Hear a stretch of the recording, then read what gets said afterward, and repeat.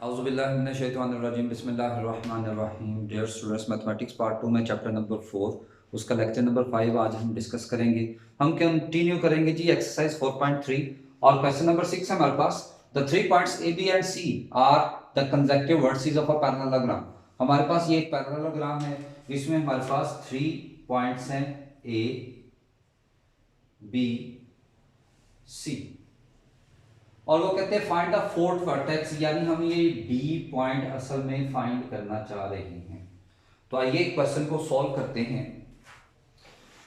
तो सबसे पहले जो हमारे पास वैल्यूज गिवन है हम वो लिख लेते हैं। पहले हमारे पास है ए और वो वैल्यू हमारे पास है 7 एंड -1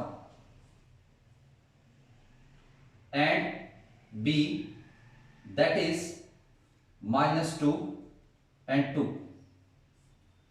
और सी हमारे पास है 1 एंड 4। यहां पे स्टूडेंट्स हम सपोज कर लेते हैं लेट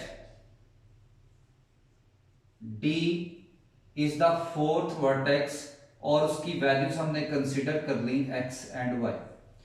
तो स्टूडेंट्स पैरेललोग्राम की डेफिनेशन याद रखिएगा, जो आमने सामने की साइड आपस में इक्वल होती है, यानी A B side is equal to D C. तो AB side is equal to DC and AD side equal to BC। तो अब पहले हम AB साइड इसकी स्लोप फाइंड करते हैं। तो AB को जब स्लोप फाइंड करेंगे तो स्लोप का स्टूडेंट्स फॉर्मूला आपको याद होगा, m is equal to y2 minus y1 over x2 minus x1। तो सबसे पहले हम a और b इसको सॉल्व करते हैं। तो a वाला हमारे पास होगा x1 y1, b वाला हमारे पास होगा x2 y2। तो ab की वैल्यू आ जाएगी y2 minus y1 over x2 minus x1।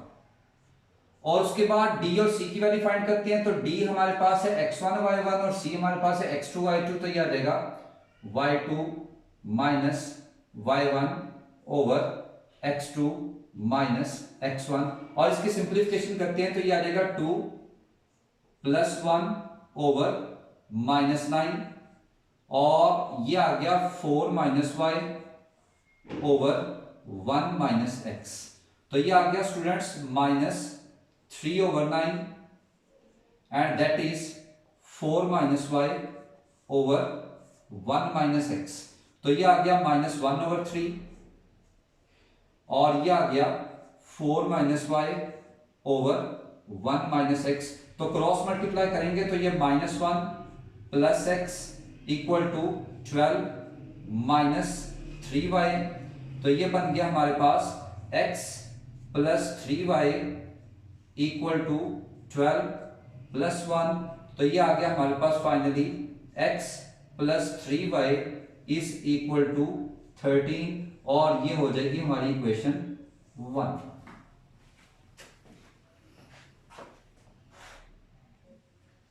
तो इसी तरह से स्टूडेंट्स हम सॉल्व करेंगे इसकी जो दूसरी हमारे पास साइड्स अवेलेबल हैं इनको।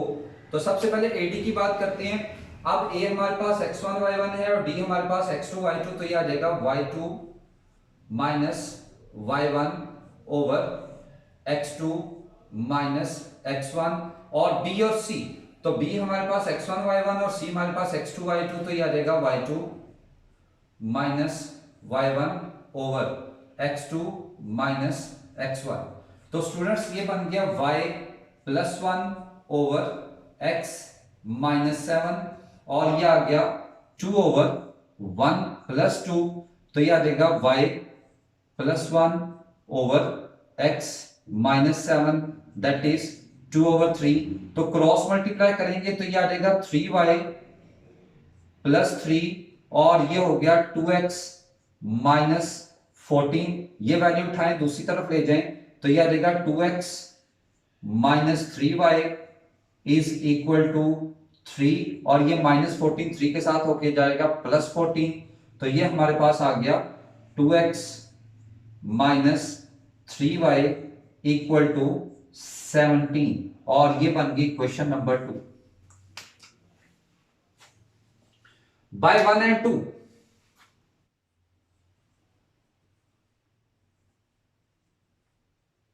तो इक्वेशन 1 हमारे पास है x प्लस 3y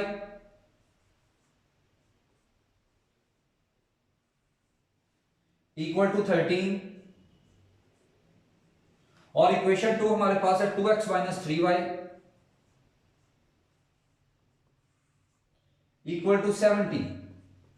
और स्टूडेंट जब दोनों इक्वेशंस को ऐड करेंगे तो y वाली कैंसिल हो जाएगी, ये आ गया हमारे पास 3x इज इक्वल टू 30। तो यहां से x की वैल्यू आ गई 10, और उसके बाद putting the value of x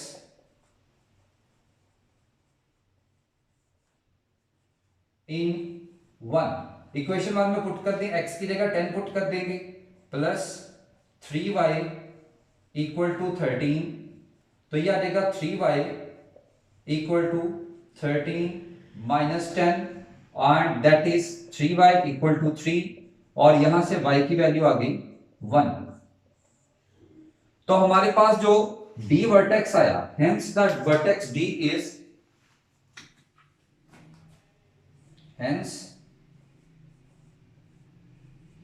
d equal to 10 and 1, ये हमारा आ गया फोर्थ वर्टेक्स।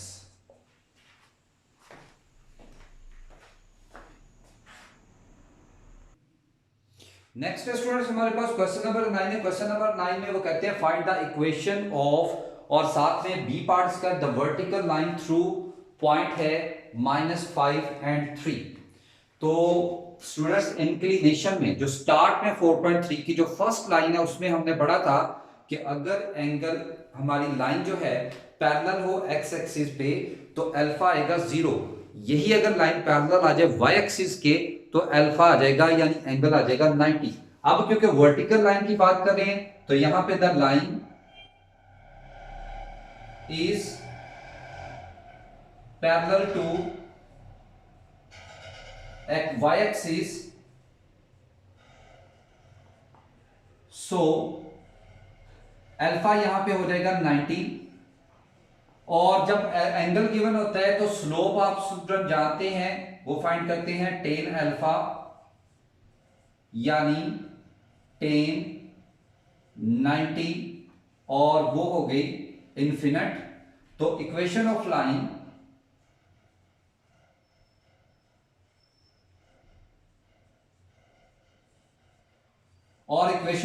स्टूडेंट आप जानते हैं y minus y1 m into x minus x1। अब बात आ जाती है कि इक्वेशन ऑफ लाइन यही क्यों यूज की गई, क्योंकि हमारे पास एक पॉइंट है और एक स्लोप है। तो यहां पे y1 की वैल्यू आ जाएगी 3, और m हमारे पास है इन्फिनिट, और x1 की वैल्यू आ गई -5। तो इन्फिनिट को दूसरी तरफ डिवाइड कर दें तो y minus 3 over infinite equal to x plus 5, और आप जानते हैं जब कोई वैल्यू इन्फिनिट के साथ डिवाइड हो रही हो तो फ्रैक्शन में इन्फिनिट का मतलब फंक्शन 0, तो ये आ गई x plus 5 equal to 0 is required equation of line.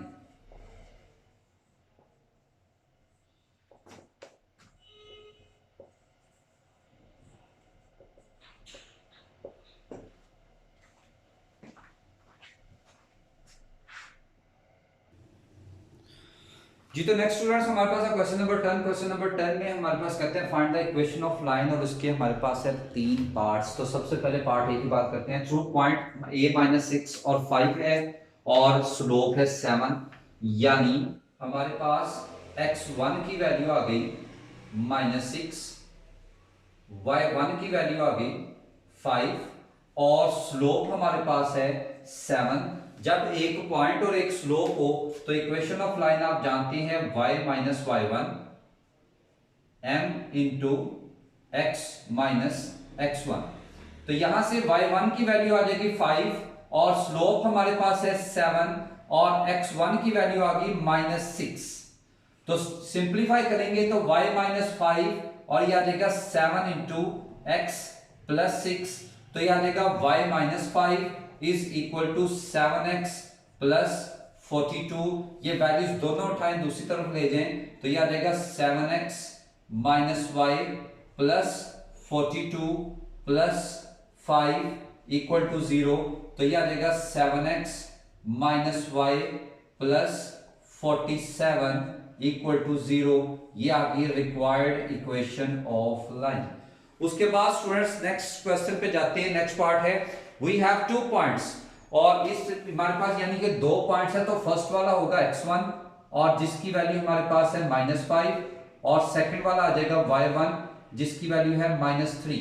And जो सेकंड पॉइंट है इसमें जो फर्स्ट वाली x2 की वैल्यू होगी दैट इज 9 और सेकंड वाली y2 की वैल्यू होगी दैट इज -1। और फॉर्मूला आप लोगों को याद होगा जब हमारे पास 2 पॉइंट्स होंगे तो इक्वेशन ऑफ लाइन होगी हमारे पास y minus y1 is equal to y2 minus y1 over x2 minus x1 into x minus x1। और इसमें अब आपने ये सारे के सारे पॉइंट्स पुट कर देने हैं तो ये आ जाएगा y माइनस y1 की जगह आ गया -3 और y2 की जगह आ गया -1 माइनस y1 की जगह -3 ओवर x2 की जगह आ जाएगा 9 माइनस x1 की जगह आ गया -5 इंटू x माइनस x1 की जगह आ गया -5। तो इसकी जब सिंप्लीफिकेशन करेंगे तो ये आ गया y plus 3 and that is equal to -1 plus 3 over 9 plus 5 और ये आ गया x प्लस 5। तो इसकी सिंप्लीफिकेशन करें स्टूडेंट ये आ गया y plus 3 and that is 2 over 14 into x plus 5। और इसको मजीद सिंप्लीफाई करें तो ये 2 7 14 तो ये आ जाएगा y plus 3 is equal to 1 over 7 into X plus 5। 7 को क्रॉस मल्टीप्लाई करें तो ये आ जाएगा 7y plus 21 is equal to X plus 5। और ये सारी वैल्यूज एक तरफ जब ले जाएंगे तो ये आ जाएगा x माइनस 7y प्लस 5 और माइनस का 21 इक्वल टू 0। तो ये बन गया x minus 7y minus 16 equal to 0। ये आ गई हमारी रिक्वायर्ड लाइन और ये माइनस के साइन है। उसके बाद स्टूडेंट नेक्स्ट चलते हैं पार्ट पे। यहां पे y इंटरसेप्ट यानी c की वैल्यू हमारे पास है -7 और स्लोप हमारे पास है -5। तो आप जानते हैं हमने स्लोप इंटरसेप्ट फॉर्म लिखी थी that is y equal to mx plus c।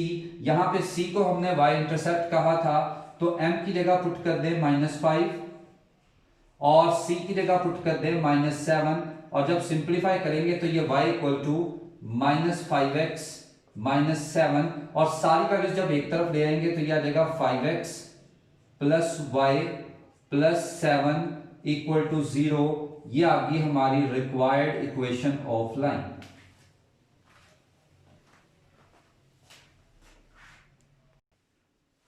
जी तो स्टूडेंट नेक्स्ट क्वेश्चन नंबर 13 और शॉर्ट के लिए वेरी इंपॉर्टेंट क्वेश्चन।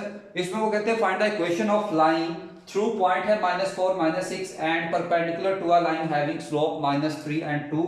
तो जो पॉइंट की बात करेंगे तो आपके पास वैल्यू आ जाएगी फर्स्ट वाली x1 को रिप्रेजेंट करेगी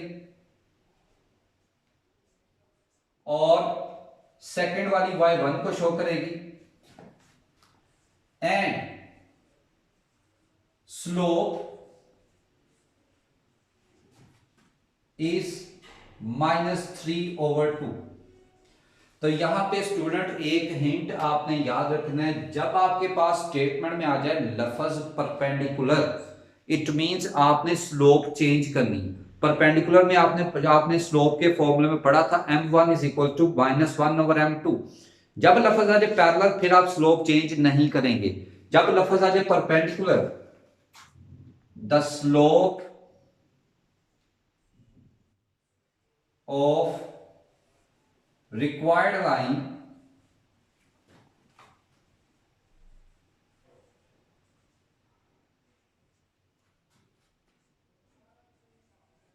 जब भी परपेंडिकुलर का लफ्ज आ जाए आपने स्लोप को उल्टा के उसका साइन चेंज कर देना। अगर माइनस है तो प्लस हो जाएगा, प्लस है तो माइनस हो जाएगा। कॉन्सेप्ट आपको स्टूडेंट याद होगा, हमने पढ़ा था इन परपेंडिकुलर दोनों स्लोप्स का प्रोडक्ट -1, या हमने साथ लिखा था कि m1 is equal to -1 over m2। अब सपोज हम फर्स्ट लाइन फाइंड कर रहे हैं, स्लोप उसके अकॉर्डिंगली हमारी चेंज होगी क्योंकि परपेंडिकुलर की बात आ गई। तो इक्वेशन ऑफ लाइन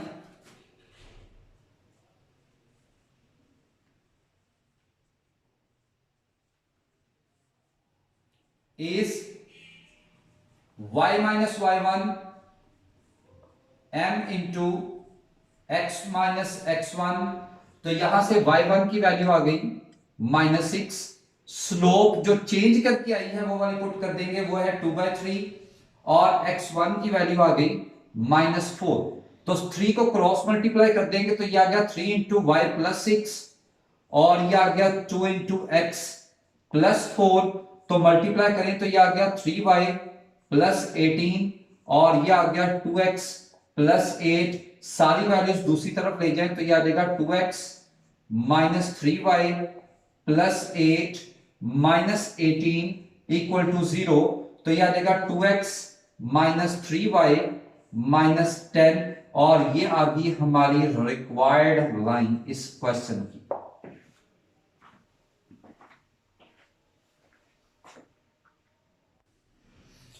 जी तो स्टूडेंट नेक्स्ट टाइम हमारे पास क्वेश्चन नंबर 15। क्वेश्चन नंबर 15 की स्टेटमेंट पे अगर गौर करें तो सबसे पहले हमारे पास गिवन है the points A B and C are vertices of a triangle, show that the line joining the mid point D of A B, यानी ए बी साइड का मिड पॉइंट डी हम ले इनका इसका लेंगे फाइंड करेंगे, and the mid point E of A C, और A सी जो दूसरी साइड होगी उसके मिड पॉइंट को हम ई कहेंगे, और जो ए सी है ये पैरेलल होगा बी सी के, और यानी कि ए बी और ए सी इनके मिड पॉइंट को जब ज्वाइन करेंगे वो बी सी साइड के पैरेलल होगा। और हमने कंडीशन प्रूव करनी है D is equal to 1/2 B C. तो सबसे पहले suppose we have a triangle. तो स्टूडेंट्स ये सपोज हमारे पास एक ट्रायंगल है, इसमें इस पॉइंट को ए कह लें, इस पॉइंट को बी कह लें, इस पॉइंट को सी कह लें।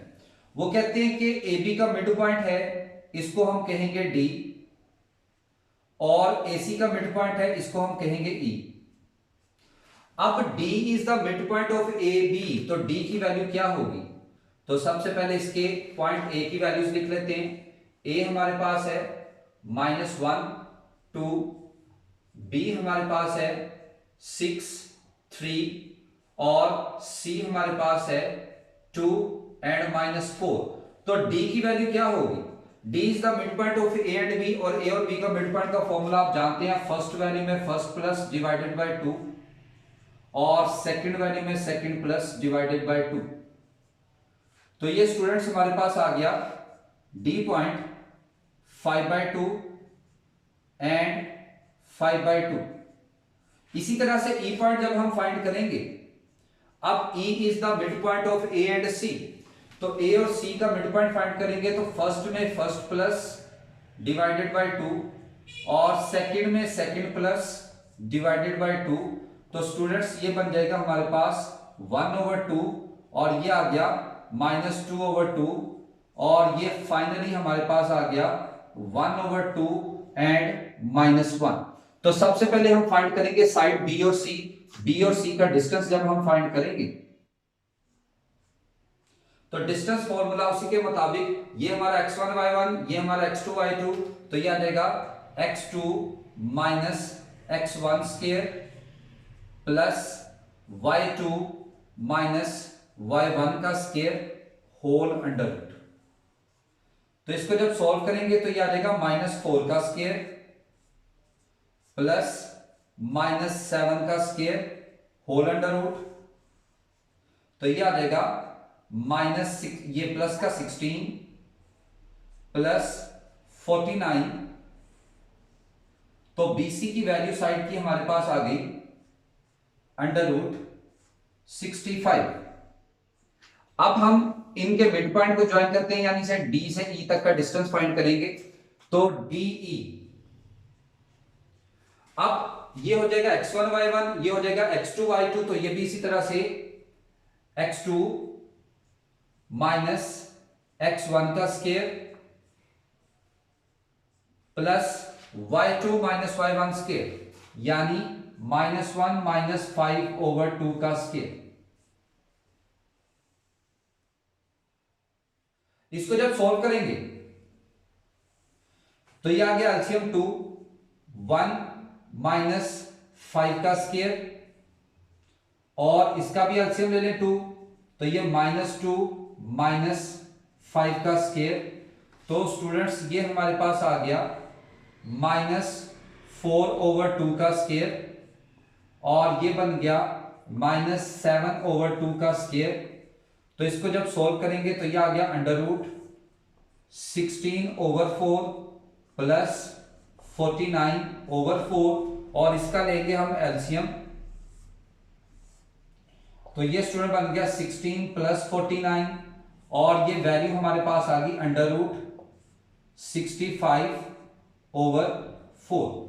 तो DE की वैल्यू यहां से 4 का √2, तो ये 1/2 बाहर निकाल लिया, और साथ में 65 वैसे का वैसे, और 65 प्रीवियसली हमने वैल्यू निकाली है BC की, तो 65 की जगह हम वैल्यू पुट कर देंगे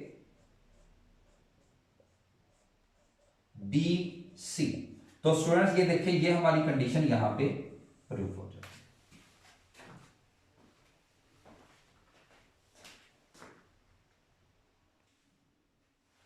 जी तो नेक्स्ट स्टूडेंट्स हमारे पास है क्वेश्चन नंबर 21। क्वेश्चन नंबर 21 में करते हैं convert each of the following equation into. सबसे पहले हमने इसको कन्वर्ट करना है स्लोप इंटरसेप्ट फॉर्म, फिर है टू इंटरसेप्ट फॉर्म, और फिर है नॉर्मल फॉर्म, और इक्वेशन हमारे पास आ जाती है 4x + 7y - 2। इसका है बी पार्ट, 4x + 7y - 2 = 0।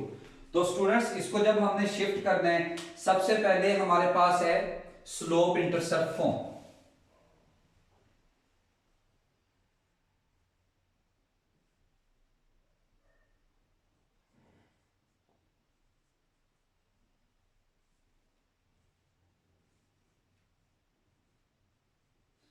तो सबसे पहले तो हमें ये पता होना चाहिए कि ये स्लोप इंटरसेप्ट फॉर्म होती क्या है। तो स्लोप इंटरसेप्ट फॉर्म है यानी y = mx + c, यानी हमारे पास जो गिवन इक्वेशन है हमने इसको इस शक्ल में शिफ्ट करना है, एक तरफ सिंपल y, बाकी वैल्यूज राइट हैंड साइड पे।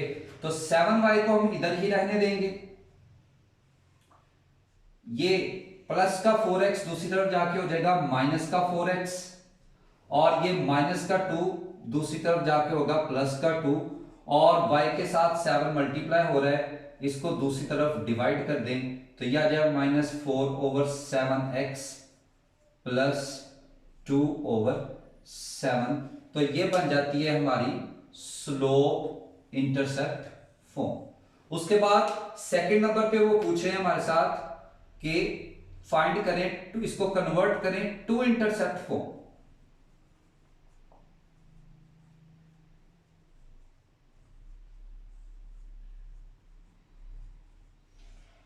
तो स्टूडेंट्स टू इंटरसेप्ट फॉर्म हमारे पास होती है x/a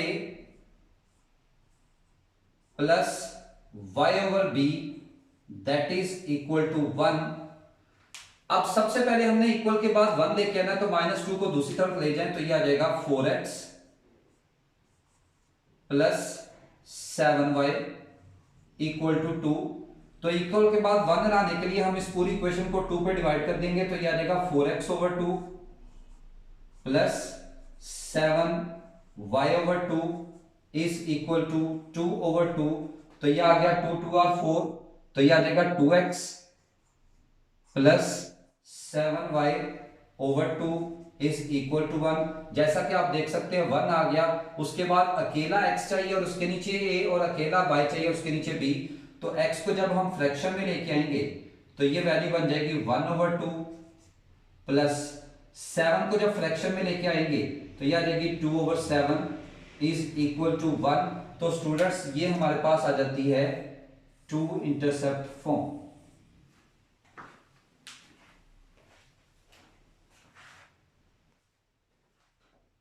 तो नेक्स्ट है स्टूडेंट्स हमारे पास नॉर्मल फॉर्म। नॉर्मल फॉर्म हमारे पास होती है x cos alpha plus y sin alpha is equal to p। और हमारे पास जो लाइन है, पहले हम लाइन को लिखते हैं, यह आ जाएगा 4x plus 7y minus 2 equal to 0। तो यह आ जाएगा 4x plus 7y equal to 2।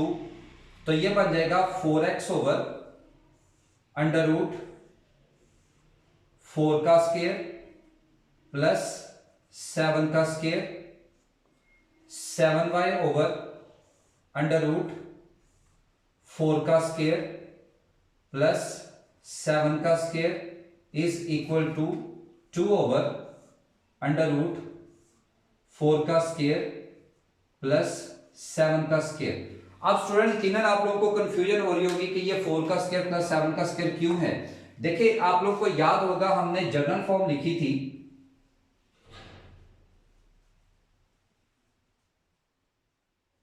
उसमें हमने कहा था ax plus by plus c equal to 0, यानी x के साथ जो कुछ है वो a होगा, y के साथ जो कुछ है वो b होगा और बगैर xy के साथ जो कुछ है वो c होगा। और फॉर्मूला हमारे पास था a over A square plus B square under root, b over A square plus B square under root और constant over A square plus B square under root.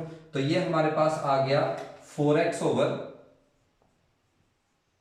Under root 16 plus 49 plus 7y over under root 16 plus 49 और equal to 2 over under root 16 plus 49। तो यह आ गया 4x over under root 65 plus 7y over under root 65 is equal to 2 over under root 65। तो students अगर फॉर्मूले के accordingly देखें तो हमारे पास cos अल्फा की वैल्यू आ जाती है, जो x के साथ वैल्यू है वो है 4 ओवर अंडर रूट 65। तो यहां से जब हमने अल्फा फाइंड करना है तो यह आ जाएगा cos inverse 4 over under root 65 और यहां से जब आप कैलकुलेटर का यूज करेंगे तो यह आ जाएगा 60.26। इसी तरह से साइन अल्फा की वैल्यू हमारे पास आ जाएगी 7 ओवर अंडर रूट 65 और ये आ जाएगा, यहां से जब अल्फा हम फाइंड करेंगे तो ये आ जाएगा sine inverse 7 over under root 65 और ये भी बन जाएगा हमारे पास 60.26। तो इक्वेशन अब आ जाएगी हमारे पास इक्वेशन ऑफ लाइन और वो आ गई x cos अल्फा की वैल्यू आ गई 60.26 plus y sin 60 plus 0.26 is equal to और ये आ गई 2 ओवर अंडर रूट 60 ये 65। तो यहां से p is equal to 2 over under root 65। ये आ गया हमारा रिक्वायर्ड आंसर।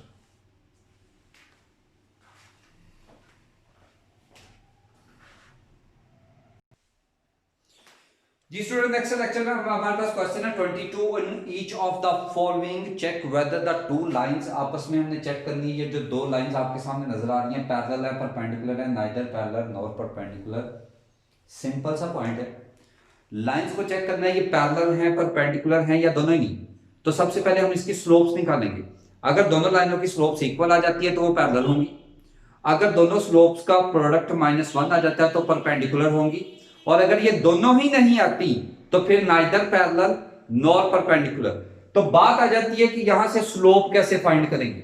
हमारे पास पॉइंट्स गिवन थे, हम उसमें कर देते थे y2 minus y1 over x2 minus x1।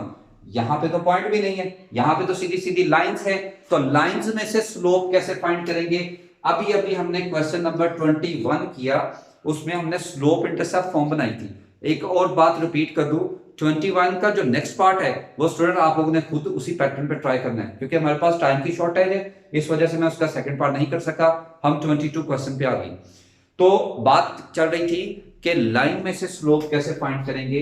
देखिए, जब आप इक्वेशन को शिफ्ट कर देंगे y equal to M X plus C यानी स्लोप इंटरसेप्ट फॉर्म में, तो x के साथ जो कुछ भी होगा वो m होगा, और m हमारे पास क्या होता है, स्लोप। तो अब हम इसको शिफ्ट करते हैं, y को इधर रहने दें, ये प्लस का 2x दूसरी तरफ जाके हो जाएगा माइनस का 2x, और माइनस का 3 दूसरी तरफ जाके हो गया प्लस का 3। आप देख सकते हैं इक्वेशन यही वाली बन गई, और x के साथ जो कुछ भी है इसको हम कहेंगे स्लोप, और वो आ गया -2। अब क्योंकि फर्स्ट लाइन है इसको हम m1 से रिप्रेजेंट कर देते हैं।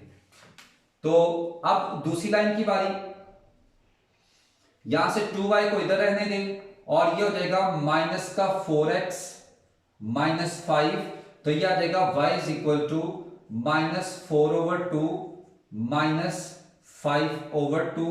तो यहां से y इक्वल टू ये x एज इट इज साथ आएगा, तो ये आ गया -2x -5/2। आप देख सकते हैं ये लाइन भी स्लोप इंटरसेप्ट फॉर्म की शक्ल में आ गई।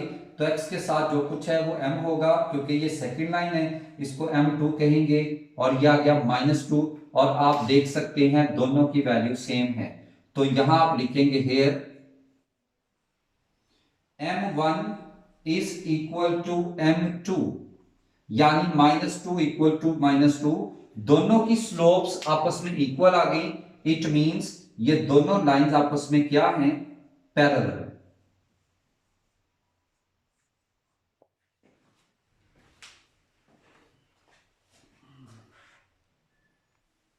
तो नेक्स्ट हमारे पास है 4x plus 4y plus 2x minus 1 equal to 0, x minus 2y minus 7 equal to 0।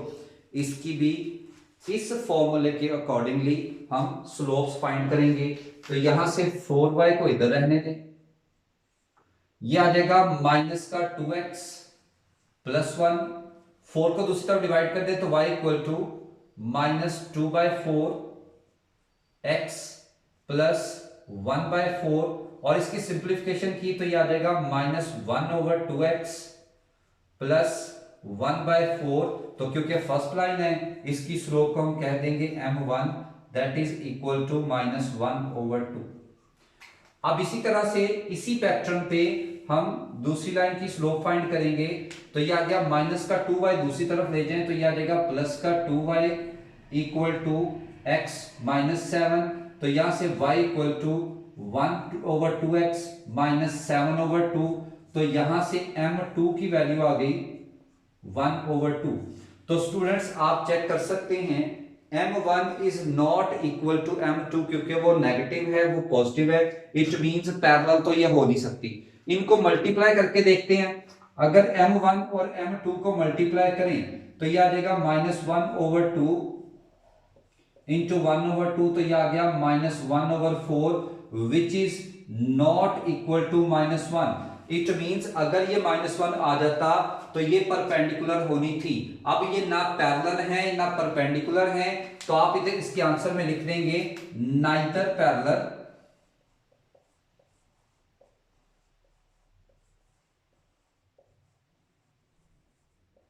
Nor perpendicular.